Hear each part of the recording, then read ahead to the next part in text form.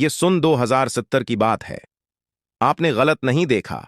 चांद अब सिर्फ आधा रह गया है और जमीन पर इस वक्त सिर्फ 2 इंसान बाकी बच्चे हैं।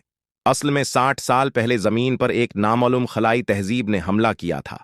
इन खलाई मखलूकात ने सबसे पहले चांद को तोड़ दिया। चांद की कशिश खत्म होते ही जमीन का तवाज़ुन बिगड़ गया।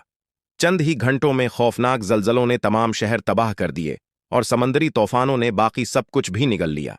इसके बाद खलाई मखलूक ने जमीन पर बाकायदा कब्जा शुरू कर दिया। इंसान मुकम्मल तौर पर बेबस हो चुके थे। आखिरकार उन्होंने आखिरी हथियार के तौर पर एटमी ताकत इस्तेमाल की। अगरच्चा खलाई मखलूक को तबाह कर दिया गया, मगर जमीन का माहौल शदीद आलूदा हो गया। जिंदा बच जाने वाले इंसान जमीन छोड़ने पर मजबूर हो गए। इंसानों ने खला में एक बड़ा कमांड सेंटर तामीर किया जिसे टीट कहा जाता था, जो काबिल रहायश सियारा टाइटन के करीब कायम किया गया। टाइटन जिहल का सबसे बड़ा चांद है।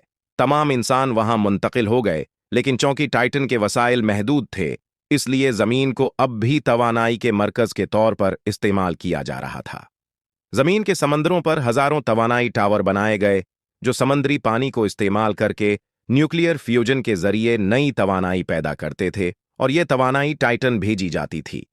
अगरचा 60 साल बाद तमाम इंसान जमीन छोड़ चुके थे, लेकिन ये टावर अब भी काम कर रहे थे। मसला यह था कि जमीन पर कुछ खलाई मखलूक बाकी रह गई थी। इन अहम तनसीबात की हिफाजत के लिए इंसानों ने बेशुमार जदीद ड्रोन तैयार किए, मगर खलाई मखलूक के हमलों के बायस ये ड्रोन अक्सर खराब हो जाते थे।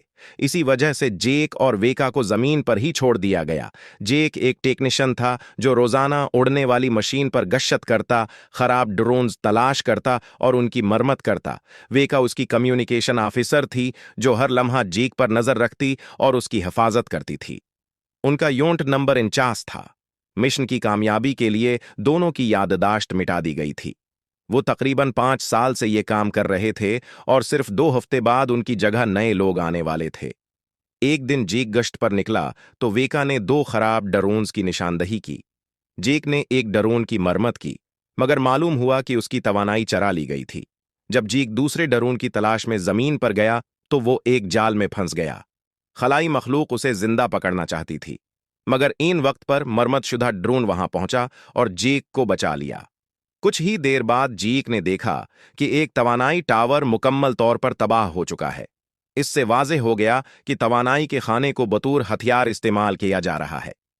इसी दौरान एक प्रासरार सिग्नल मिला जो एक पुरानी इमारत से आ रहा था।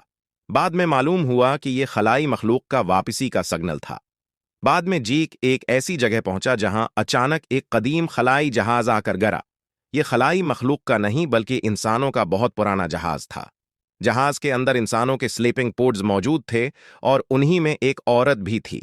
जेक उसे देखते ही अजीब एहसास में मुब्तला हो गया, जैसे वो औरत उसकी जिंदगी का बहुत अहम हिस्सा हो। इस औरत का नाम जोली था।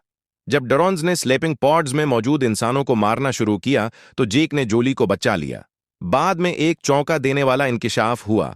इस दुश्मन खलाई मखलूक नहीं बल्कि टीट था। टीट ने इंसानों को गुलाम बना रखा था और जेक जैसे बेशुमार कलवन तैयार किए थे। जोली ने जेक को बताया कि वो दोनों माजी में मियां बीवी थे और यही वजह थी कि जेक को बार बार उसके ख्वाब आते थे। रिफ्ता रिफ्ता जेक को अपनी याददाश्त वापस आने लगी और उसे हकीकत का इदराक हो गया। आखिरकार जेक ने इंसानों के साथ मिलकर टीट को तबाह करने का फैसला किया। उसने अपनी जान की कुर्बानी देकर टीट के अंदर न्यूक्लियर रिएक्टर को धमाके से उड़ा दिया। यूं कई दहाइयों बाद इंसानियत को आज़ादी नसीब हुई। कुछ साल बाद जॉली झील के किनारे अपनी बेटी के साथ पुरस्कून जिंदगी गुजार रही थी।